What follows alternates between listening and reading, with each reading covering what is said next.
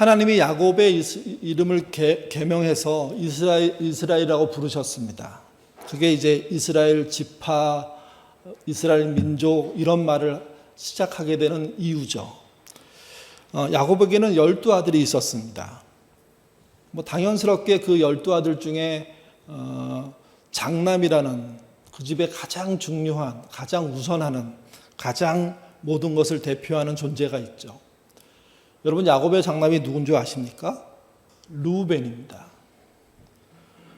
르우벤은 육체적으로 장남입니다. 혈통적으로 장남입니다. 근데 다 아시는 것처럼 12형제 중에 가장 큰 영향력을 가진 존재라고 말하기는 좀 어렵습니다. 물론 요셉과 갈등을 일으킬 때 르우벤이 대표로 나서서 요셉을 응징하는 일들에 참여하잖아요. 그때 어느 정도 리더십이 있어 보입니다.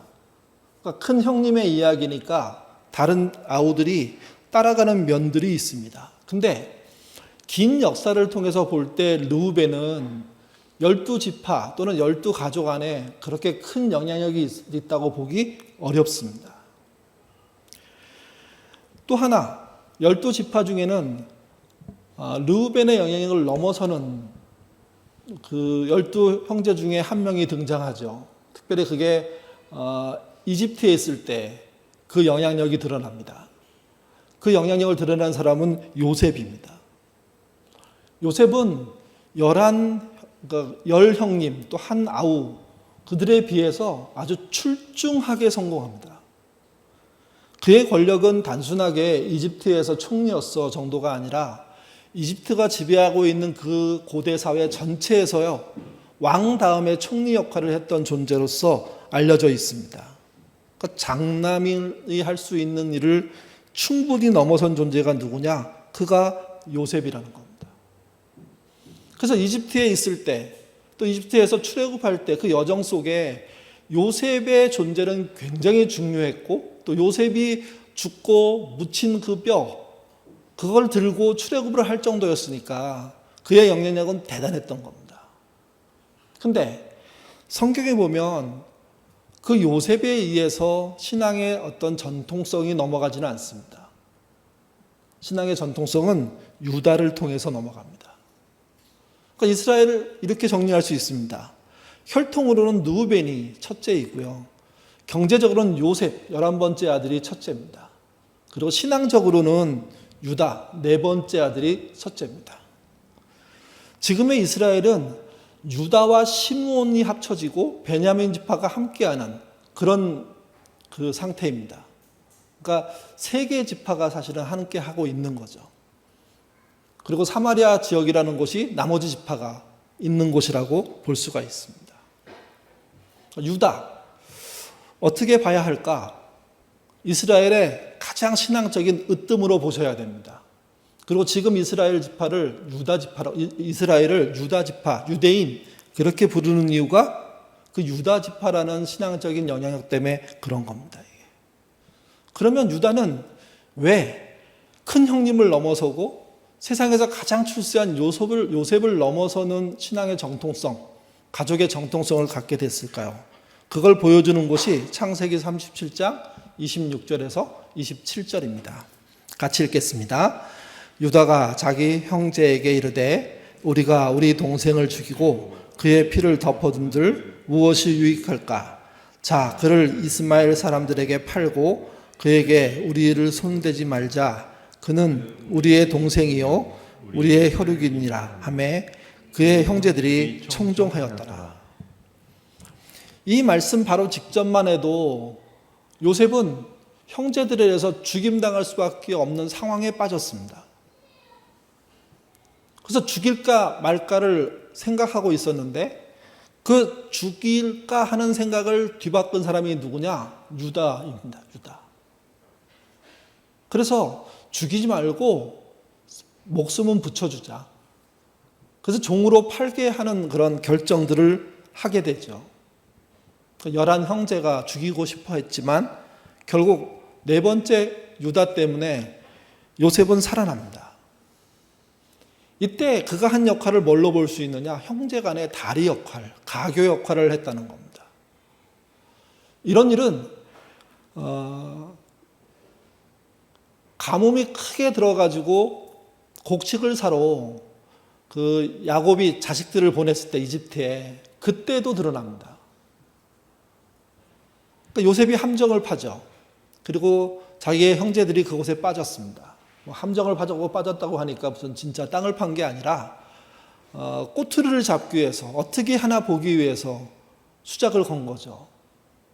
그것에 빠졌을 때 유다가 모든 일에 책임을 지면서 나섭니다. 동생을 보호하고 그리고 문제를 풀기 위해서 자기의 생명을 걸고,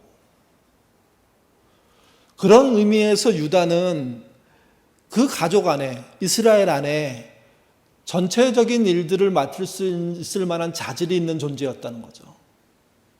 그 존재였기 때문에 혈통적인 우위를 넘어서고요, 열등을 넘어서고요, 또 경제적이고 권세 있는 그런 영향력을 넘어서는 그런 일을 하는 존재가 된 겁니다. 더욱이 하나님께서는 그 혈통을 통해서 예수님을 보내십니다.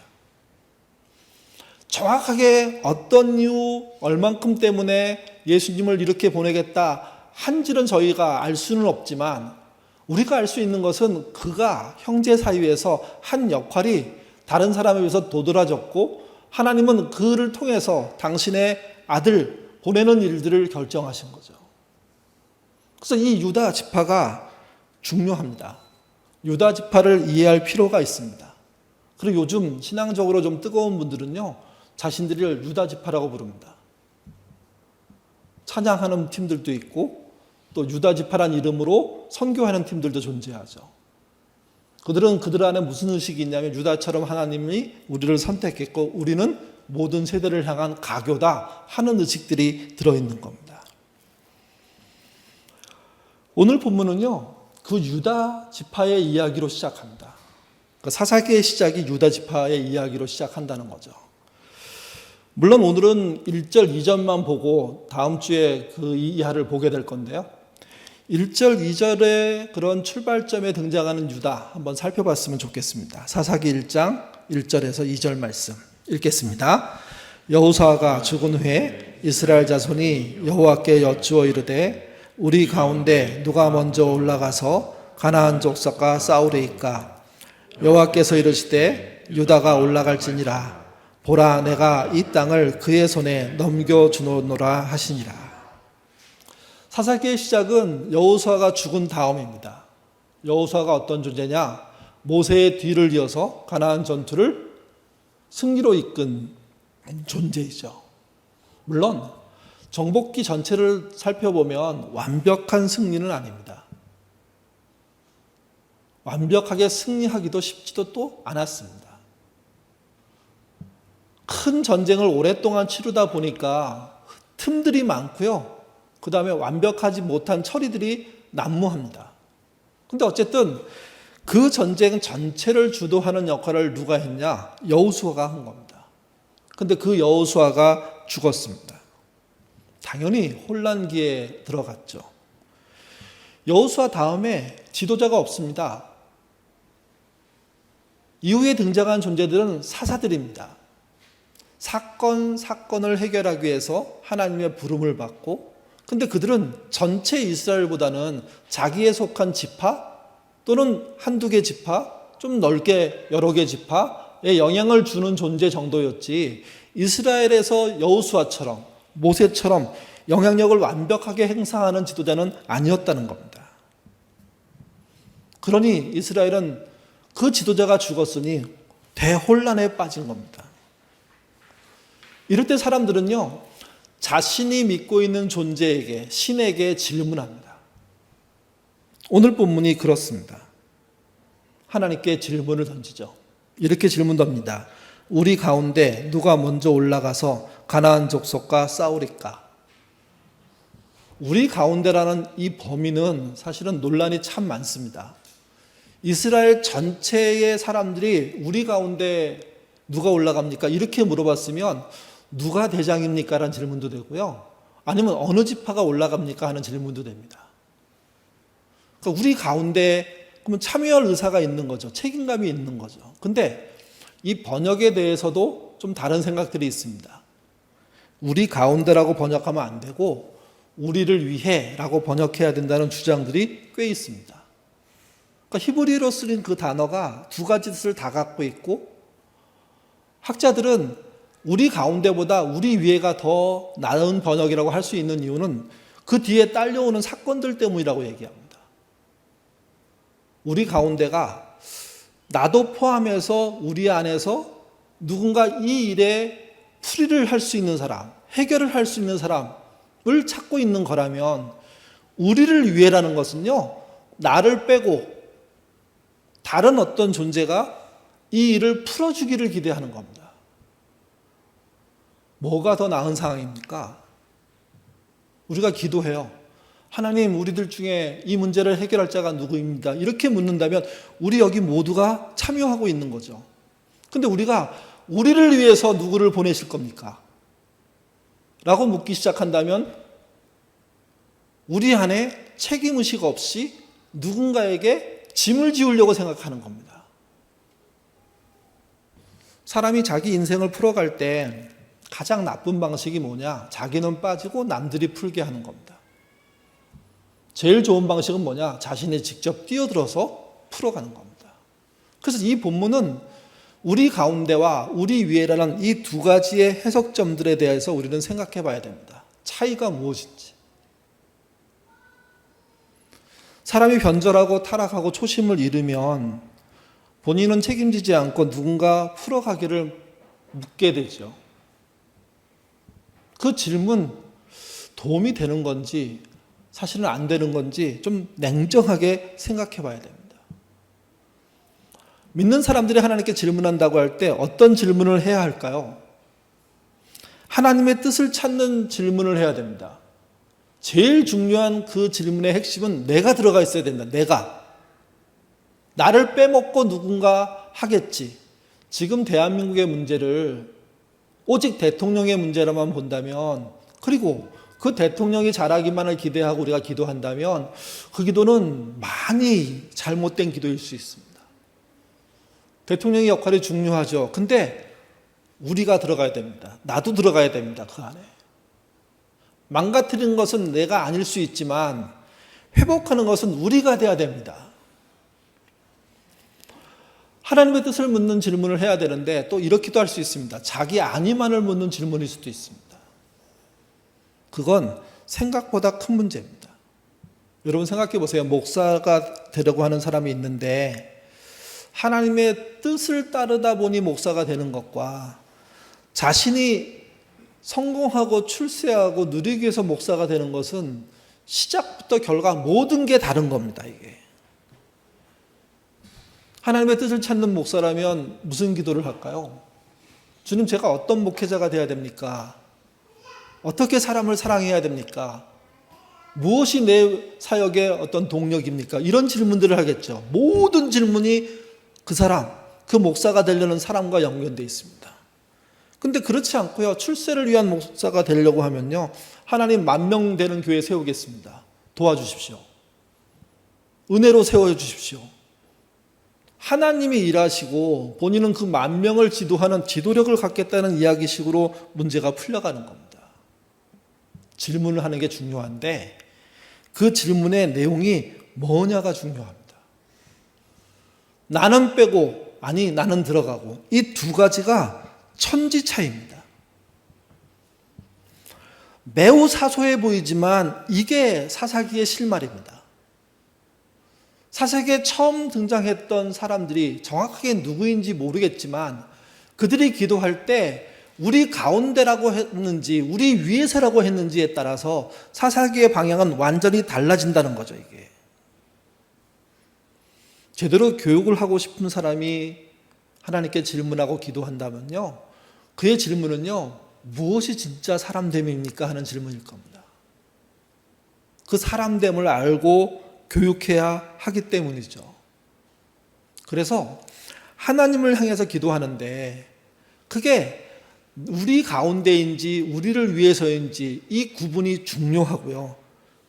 우리는 우리를 위해서가 아니라 우리 가운데의 믿음이 돼야 되고 한 걸음 더 나가면 우리가 주님의 부르심을 받고 따라가겠습니다가 돼야 됩니다. 공동체가 잘 될 때 공동체 식구들 모두가 우리 가라고 생각합니다. 잘 안 될 때 우리 가운데라고 생각하고요. 아작 나쁠 때 우리를 위해서 뭘 하시겠냐고 물어봅니다. 요즘 여러분의 기도는 어떻습니까? 여러분 스스로 가겠다는 이야기를 하고 있습니까? 아니면 내가 알고 있는 우리 안에서 누군가를 보내려고 하고 있습니까? 아니면 나를 위해서 일하시는 하나님을 보겠다고 지켜보는 태도로 기도하고 있습니까? 대한민국이 잘 가려면 사실은 우리 대통령이 뭘 질문하고 뭘 하고 있는지가 중요하죠. 요즘 한국 정치에서 질문이 나오고 있나요? 국민들이 관심을 가지고 그래 대통령이 저 말을 했는데 저 질문을 했는데 많은 생각이 들어있고 우리도 고민해야 돼. 그렇게 동화되는 이끌어주는 그런 질문들이 등장합니까? 교회는 어떻습니까? 교회가 던지는 질문들이 아둘람에서 던지는 질문들이 우리가 참여합시다 라는 질문으로 가고 있습니까? 아니면 우리를 위해서 누군가 선발하는 질문으로 가고 있습니까? 오늘 본문에 처음 1, 2절밖에 안 되는데 그 중에 한 절에 우리 가운데 또는 우리를 위해 요 본문 요 얘기만 가지고 하는 이유는요. 그 뒤에 따라오는 전체 흐름이 긍정적이지 않기 때문입니다. 그래서 저는 우리 가운데도 아니고 우리를 위해 라는 말씀으로 읽힙니다. 우리를 위해 라는 그 이야기를 토대로 보면 그 뒷이야기가 연결됩니다. 다 볼 수 없으니까 하나만 보죠. 2장 10절입니다. 읽겠습니다. 그 세대의 사람도 다 조상들에게 돌아갔고 그 후에 일어난 다른 세대는 알지 못하며 여호와께서 이스라엘을 위하여 행하신 일도 알지 못하였더라. 우리를 위하여라고 질문을 던지는 우리 가운데라고 질문을 던지는 그 질문이 사실은 우리가 스스로 해결하는 가능성을 품고 있는 질문이잖아요. 근데 그 본문에 보면 이렇게 나와요. 그 세대의 사람도 다 그 조상들에게 돌아갔고 죽었다는 이야기죠. 그 이후에 일어난 다른 세대. 그러니까 여호수아 기점으로 생각해 보면 여호수아 이전 세대는 다 떠났고 그리고 그 이후에 일어난 세대는 어떤 일이 벌어집니까? 여호와를 알지 못했고 우리 가운데라는 그 질문과 우리를 위해라는 질문에 사소해 보이는 그 질문이 사실은 시간이 좀 흘러보면 완전히 다른 세상을 만든다는 겁니다. 단순간에 믿음이 좋았던 국가가 믿음이 없어진 국가도 될 수 있다는 거죠. 사사기가 지금 그걸 보여주고 있는 겁니다. 여호와께서 이스라엘을 행하신 일도 알지 못했답니다. 그러니 미래에 벌어질 일도 알 방법이 없는 거죠, 이게. 여러분 한번 생각해 보십시오. 여러분이 돌아가시고 난 다음에 여러분의 가정은 하나로 뭉칠까요? 더욱이 믿음으로 뭉칠까요? 아니면 뿔뿔이 흩어질까요? 모르죠, 우리는. 내가 죽고 난 다음을 어떻게 알아요? 모르지만 뭘 준비는 해야 된다는 얘기입니까? 하나로 뭉칠 수 있는 요인을 준비해 줘야 되는 거예요. 뿔뿔이 흐트러지지 않도록 하는 요인들을 만들어 주셔야 되는 거예요. 더욱이 우리는 신자들 아닙니까? 신앙으로 하나 되는 틀들을, 형태들을, 삶들을 만들어 놓고 떠나셔야 되는 거예요.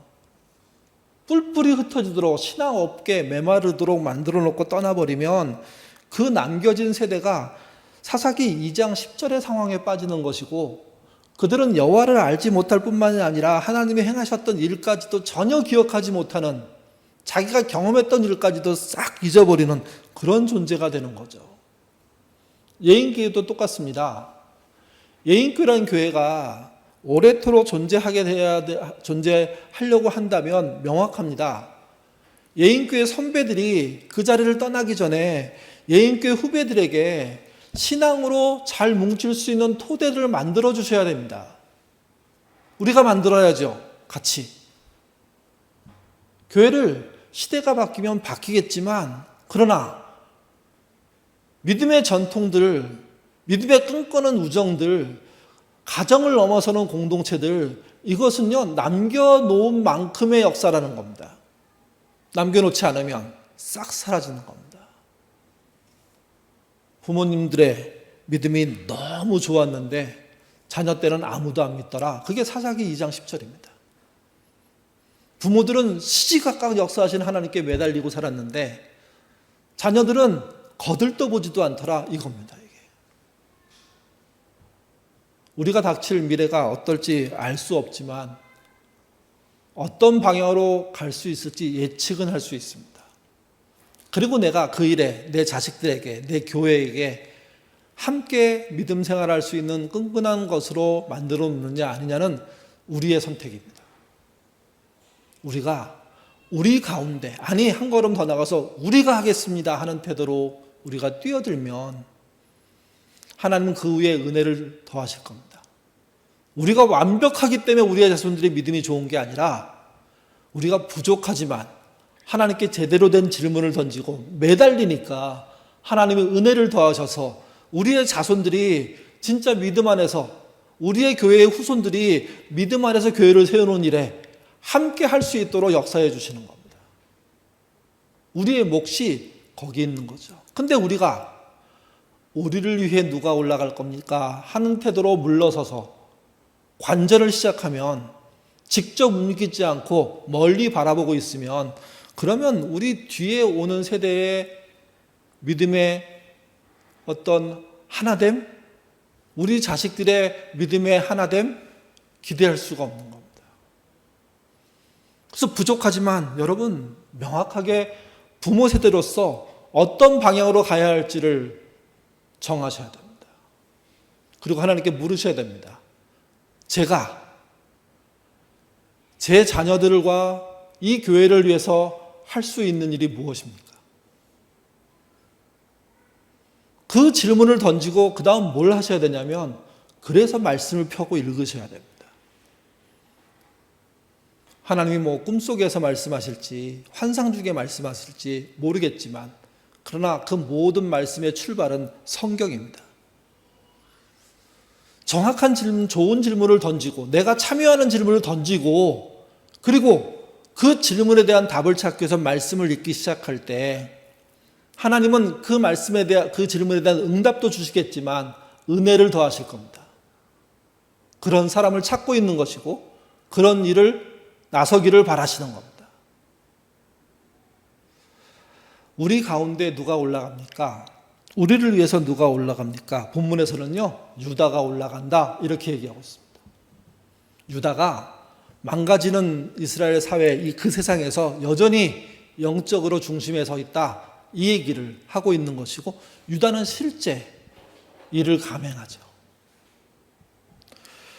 신앙적으로 볼 때 가장 모든 상황을 세 가지로 얘기할 수 있습니다. 첫 번째는요, 가장 나쁜 상황인데 아무도 하나님께 묻지 않는 경우입니다. 부부가 신앙생활하는데 부부 둘이 아무도 하나님께 믿음에 대해서, 자손에 대해서, 신앙적인 삶에 대해서 아무도 묻지 않는다면 최악입니다.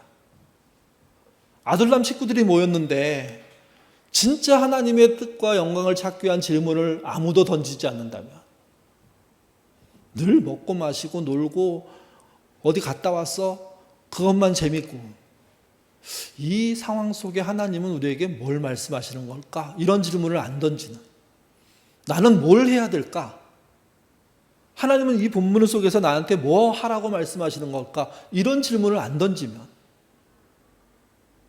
돈을 넘어서서, 명예를 넘어서서, 권력을 넘어서서 하나님의 뜻은 뭘까? 이걸 안 던지면 그게 가장 나쁜 상황입니다. 아무리 잘 먹고 1년에 수차례 여행을 다닌다고 하더라도 그건 결국은 죽기 위한 몸부림이지 살기 위한 몸부림이 아니라는 거죠. 두 번째는 가장 좋은 상황인데요, 모두가 묻는 겁니다. 모두가 누굴 보내소서가 아니라 우리를 위해서 누굴 이런 게 아니라 제가 하나님의 뜻을 따르고 싶습니다. 제가 방법을 모르는데 길을 알려주십시오. 이렇게 묻는 겁니다. 남편이 아내를 위해서, 아내를 사랑하고 아내를 존중하고 아내와 함께하기 위해서 뭘 해야 될까 하나님께 묻는 거. 동시에 아내가 남편을 위해서 똑같은 질문을 하나님께 던지고 그렇게 움직이기 시작하는 거. 그게 최상 아닙니까? 하나 더 얹어지면 자식들도 그러는 겁니다. 서로 사랑하고 그 부부가 자녀들을 또한 믿음으로 키우기 위해서 애쓰는 그 노력에 그 자녀들도 호응해서 자기 부모들을 향해서 정말 하나님의 뜻을 묻고 자신들이 해야 될 일을 찾는다면 그 가정은요, 세상에서 경제적인 능력이 없다고 하더라도요, 충분히 세상을 이길 수 있는 넉넉함들이 존재하는 거죠. 이게 아둘람이 그렇고 교회가 그렇습니다. 그래서 아둘람 모임들 하시면 잘 먹냐, 잘 놀고 왔냐, 어디 갔다 왔냐, 이거 대화로 중요하지만 제일 중요한 건 그래, 우리가 함께 뭘 할 거냐? 하나님을 위해서. 거대한 일을 하지 않아도요, 우리가 서로 어떻게 사랑할 거냐? 누가 아파요? 우리가 어떻게 그를 섬길 거냐? 누구에게 위기가 생겼어요. 우리가 어떻게 도울 거냐? 이게 안 나오고 우리 아닌 다른 사람이 돕게 하고 다른 사람이 찾게 하고 다른 사람이 책임지게 하면 그 공체는 아닌 거죠. 가장 좋은 상황으로 부부관계가 이루어지시기를 바랍니다. 정말 믿음 안에서 함께 질문하고 책임지는 가정으로 가시기를 바랍니다. 그러기 위한 출발을 누군가 해야 그 다음이 존재하는 겁니다. 마지막으로 세 번째 상황은요, 일반적인 상황인데 모여있는 사람 중에 소수가 하나님의 뜻을 따라 질문합니다. 다수는 자기 생각에 빠져 있습니다. 그 소수가 신앙적으로는 주도하는 겁니다. 오늘 본문에서 우리를 위해서 누가 갑니까? 유다가 간다. 이렇게 말한 것은 유다가 그 소수에 속해 있다는 이야기입니다. 유다가 완벽하지 않죠. 유다 지파가 아주 깔끔하게 신앙적으로 정말 대단하지 않습니다. 부족한 것도 많고 실수도 많고 때때로는 하나님을 대적하기도 한 그런 지파입니다. 근데 하나님은 12지파 안에서 유일하게 믿을 수 있는 존재, 처음으로 마음을 둘 수 있는 존재를 누구로 말씀하셨냐면 유다라고 말씀하셨습니다. 유다 지파의 출발점인 유다가 형제들의 가교 역할을 했던 것이고 그 조상이 남긴 가교의 역할은요, 하루아침에 사라지지 않습니다. 그 집안의 전통, 그 집안에 흐르는 역사, 그거 하루아침에 확 없어지는 게 아닙니다. 당시 우상 숭배하는 자들은요, 자신들의 신탁을 이렇게 하나님의 자신의 신들의 뜻을 찾기 위해서 별 방법을 다 사용했거든요. 바룩이란 신을 쫓는 자들은 동물을 한 마리 죽여가지고요, 가슴을 열어서 내장의 색깔, 상태를 통해서 신의 응답들을 찾았습니다. 또 룹사르, 아카드이긴 하지만 룹사르라는 그런 우상 숭배는요, 하늘의 별을 보고, 이게 천문학자들의 어떤 기원이 되는 민족이죠. 그걸 보고 뜻을 찾았습니다. 이게 신자인 하나님의 백성인 우리들은 뭘 갖고 뜻을 찾습니까? 질문하고 말씀을 읽음으로 뜻을 찾습니다. 저희 어렸을 때 저희 목사님이 10분 기도했으면 30분 이상 성경 읽으라고 하셨어요. 욕심내서 성경을 읽는 게 더 중요하다고 얘기했어요. 목사님 뜻을 잘 모르겠는데요, 읽어봐야, 반복해서 읽어봐야 그래도 그나마 뜻을 알 수 있다고. 그래서 뭐 한 달 이렇게 한 끼 금식을 한다고 하면 그러면 반드시 성경 읽는 시간을 포함시켜서 기도하고 성경 읽고 기도하고 성경 읽고를 해야 한다는 거죠. 정리하면 이런 얘기입니다. 질문을 던지고 답이 있는 성경을 펴고 읽는다는 겁니다. 뭐 하루아침에 한 구절이 확 들어오고 한 사건이 확 들어오지 않습니다. 읽어가는 과정들을 통하여서 많은 말씀들이 어느 순간 정리되는 일들이 벌어질 건데 그 정리되는 방향을 향해서 꾸준히 노력하라는 거죠, 이게. 이때 제일 중요한 건 누가 기도하고 누가 질문하고 누가 성경을 읽어주는 게 아닙니다. 내가 기도하고 내가 성경을 읽는 겁니다. 우리는 관상으로나 손금으로나 또 각종 점으로 하나님의 뜻을 찾는 게 아닙니다. 말씀으로입니다. 사사기 처음 제가 드리고 싶은 말씀은 여러분의 질문이 여러분의 미래라는 거죠. 여러분이 참여하는 질문들을 하나님께 던지시고 그 질문에 답을 찾기 위해서 말씀을 읽으시면 그분은 그들을 통해서 일하십니다. 그 일이 계속 이어질 때 그것이 여러분의 남편에게 또는 아내에게, 부모인 경우는 자녀에게, 자녀인 경우는 부모에게 이어지는 일들이 벌어지고 그 이어짐을 통해서 여러분이 죽고 난 다음 그 다음 세대에 어떤 믿음이 꽃피울지 결정되게 된다는 거죠. 또 우리가 부족하지만 완벽하지 않지만 이런 노력을 가할 때 하나님은 은혜를 더하셔서 우리의 부족함만큼으로 이루어지는 결과만 주는 게 아니라 그 부족함에 하나님의 은혜를 더하셔서 더 풍성하게 이루어 주신다는 거죠. 그래서 이렇게 생각하고 질문했으면 좋겠습니다. 내가 해야 될 일은 무엇입니까?